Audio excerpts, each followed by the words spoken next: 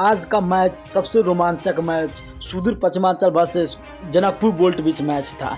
लग रहा था कि भाई मैच सुदूर पश्चिमांचल नहीं जनकपुर बोल्ट जीत जाएगा, मगर कारण क्या था कि हारना पड़ा। मैं आपको बात करूं कि सुदूर पश्चिमांचल वर्सेस जनकपुर बीच बोल्ट बीच मैच था। उस मैच में पहले बैटिंग कर रहा था सुदूर पश्चिमांचल ने, यानी कि 130 रन का अंदर में रोक देना भाई सबसे बड़ी बात हो गई। मैं बात करूं कि दीपेंद्र सिंह ऐरी खुद तक हद तक अच्छा खेले और उसके बाद जब बैटिंग करने का आया गुजरात जनकपुर बोल्ट का, तो लग रहा था कि ये लोग यानी कि 15 या 16 ओवर में मैच जीतकर अपने पवेलियन लौट जाएंगे। जैसा परफॉर्म चल रहा है अभी जनकपुर बोल्ट का, लग ही नहीं रहा था कि ये मैच हारने वाला है। मगर मैं बात करूं कि भाई टाइगर गरजे और कुछ ना हो। मैं आपको बता दूं कि जब अनिल कुमार शाह और आशिक से बैटिंग करने आया तो भाई अनिल कुमार शाह जल्दी ही पवेलियन लौट गए, उसके बाद आशिक से भी जल्दी पवेलियन लौट गए।